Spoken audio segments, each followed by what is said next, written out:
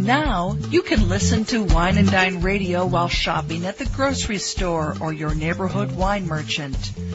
Wine and Dine Radio can be heard using your wireless internet on your cell phone. You're listening to iWineRadio. iWineRadio is a production of Food Tastes Better with Wine on the web at iWineRadio.com.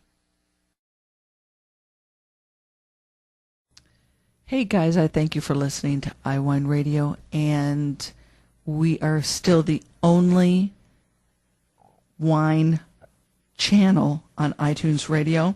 If you go look under iTunes radio icon and scroll down to News and Talk directory, and it's listed alphabetically, click on that and the stream comes up immediately. iWineRadio.com, where you can find links to individual guests. And if anyone's interested in advertising or becoming an underwriter or sponsor, please contact us at iWineRadio.com. We really, really appreciate your support. The more support we get, the more conversations I can have with fascinating people around the world, including you. If you have a story to tell that you'd like to share on iWine Radio, go to iWineRadio.com and contact us, and we'll go from there. Hi, this is Zac Robinson. I'm a third-generation family owner of Husch Vineyards in Mendocino County's Anderson Valley. You can find our wines online at our website, huschvineyards.com, but we're a little bit old-fashioned, so we always welcome your phone call, too. You can reach us at 800-55-HUSH. That's spelled Husch.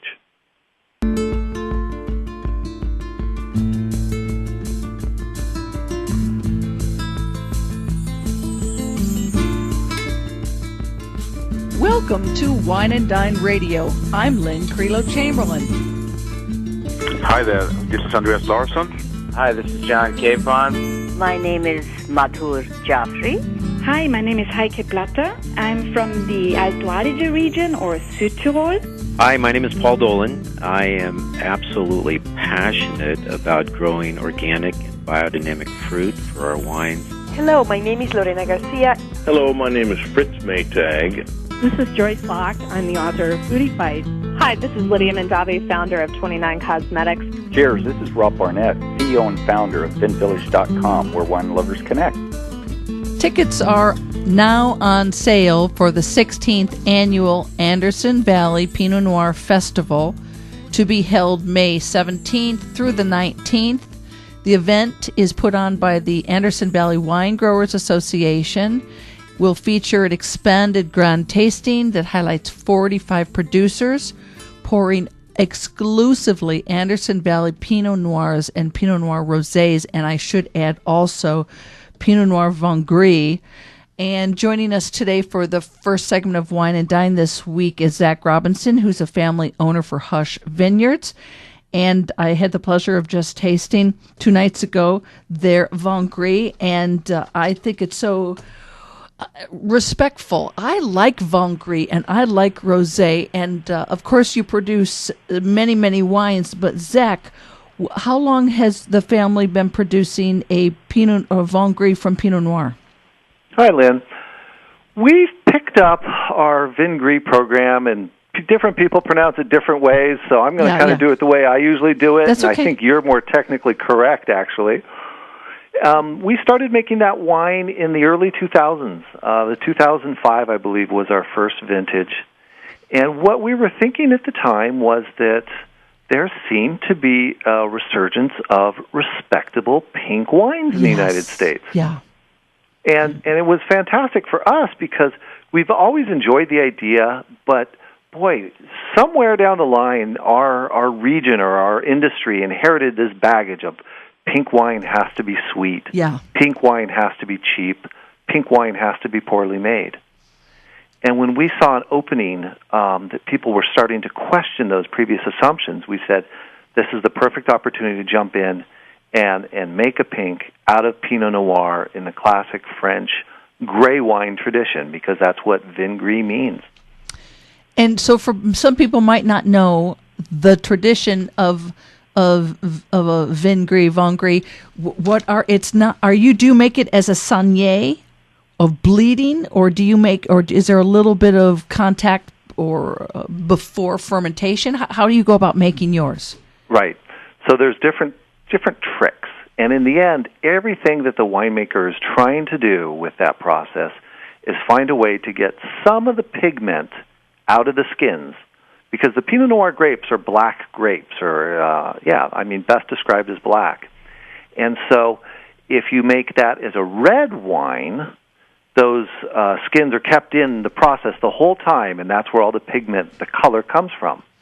But if you make it as a white wine, in other words, separate the skins quickly from the pulp, you can get an almost clear or an almost white wine made from the Pinot Noir. Or in the case if you're aiming for a pink wine, you cut it right down the middle. You say, we're going to leave the skins on for, in our case, we do usually about 18 hours. And so it's a skin contact type of technique to get us that little bit of pigment. Almost like steeping a cup of tea. That's the exact metaphor. And there are different techniques for doing it. You mentioned the Sensei method, and that's one way. At Husch, I said it was 18 hours usually. It varies year to year. Yeah. But if you can imagine a typical crush day, you'll appreciate how awkward this can sometimes be. Yeah, because it's like bedlam, I would imagine. Well, it's that. And so let's say the grapes show up at the winery, having been hand-picked and then hauled across the fields back to the crush pad. It's all on site. And they may show up there about 10 a.m., right? Mm-hmm. So at that point, the grapes are crushed, and they're put in our press where it's just sitting. Now, let's say it's 10 a.m., let's add 18 hours to that. So what time does that mean that we're ready to press off the juice? Oh, wow. So it's usually about 4 in the morning. Oh, so it's a real practical, real life why it is what it is or what happens. I think that's definitely true. Yeah. And the thing is, you don't know if it's going to be 18 hours. Some years that's the magic time. It may be as fast as 12. So anyway, during harvest, there are many, many sleepless nights at the winery. Yes. And the night when you bring in the day when you bring in the Pinot Noir, is going to be a sleepless night as you check it every 2 hours to see if it's picked up enough of that pink pigment. Wow. So your family treats this as it's a serious wine. It's not just it's serious. I mean, and this may be crazy, but to me, a lot for many years, I kind of judge how, detail-oriented a lot of wineries are by how their respect for making a dry rosé. Yeah. Absolutely. We even though the packaging is a little bit playful, I mean, the wine itself with that pink color is already hitting into playfulness, and we put a white foil on it, which is a little more casual than we do with many of our other wines. But you're absolutely right. The devil's in the detail when you make this wine, and it takes a little bit of extra work. Mm. It is quick to ferment and quick to leave the winery, just like white wines normally are. Yeah. But during that time, the first 24 hours, we spend way more effort on our Vin Gris than we probably do any other wine. Oh my gosh, it's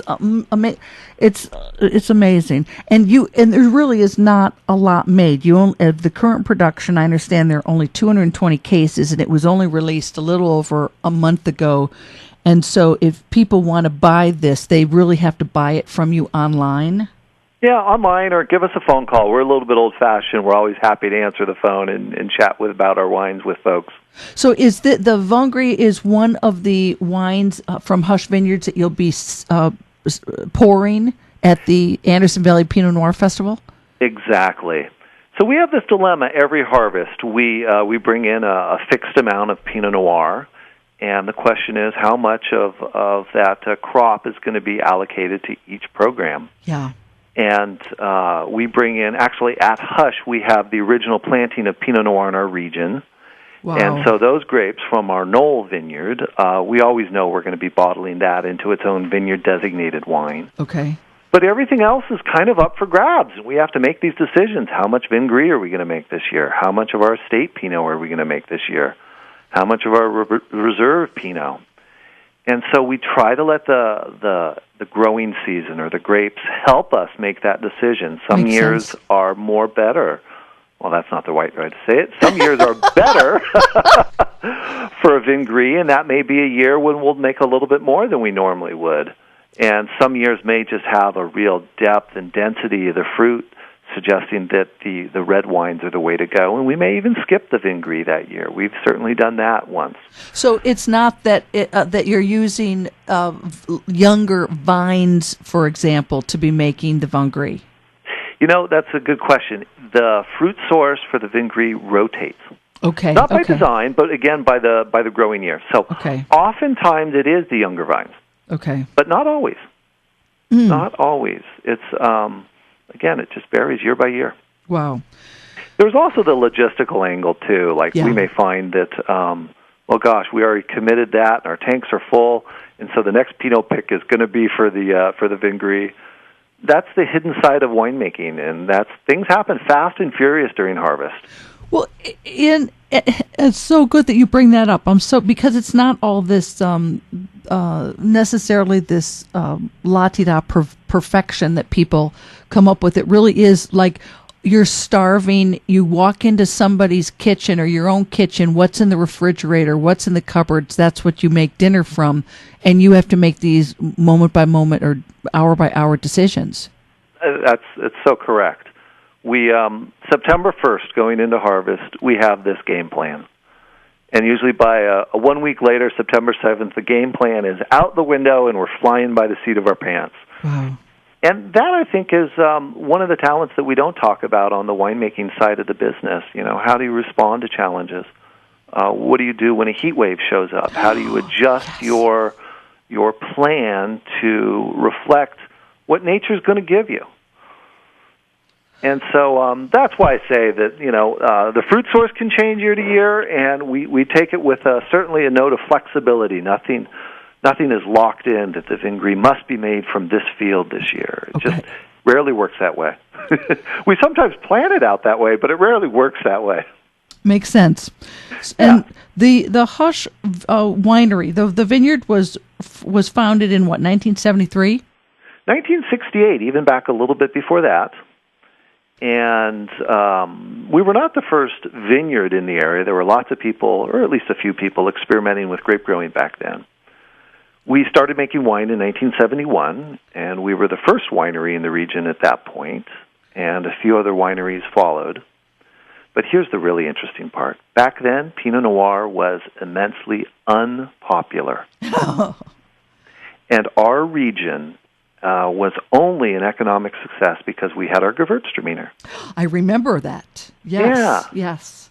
And so over time, we've seen this shift, that the Pinot has gained more and more respect. I think the public's changed a little bit in that regard.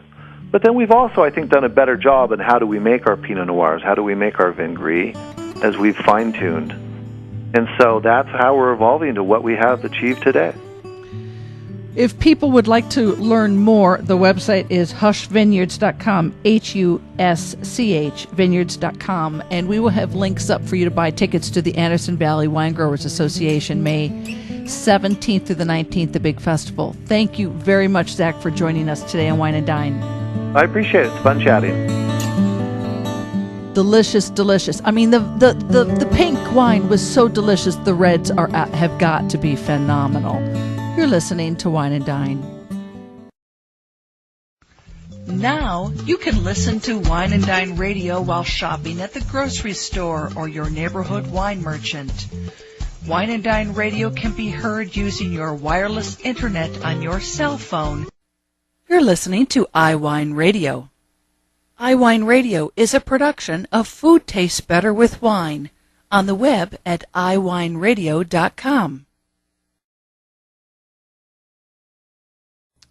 Hey guys, I thank you for listening to iWineRadio, and we are still the only wine channel on iTunes Radio. If you go look under iTunes radio icon and scroll down to News and Talk Directory, and it's listed alphabetically, click on that and the stream comes up immediately. iWineRadio.com, where you can find links to individual guests. And if anyone's interested in advertising or becoming an underwriter or sponsor, please contact us at iWineRadio.com. We really, really appreciate your support. the more support we get, the more conversations I can have with fascinating people around the world, including you. If you have a story to tell that you'd like to share on iWine Radio, go to iWineRadio.com and contact us, and we'll go from there.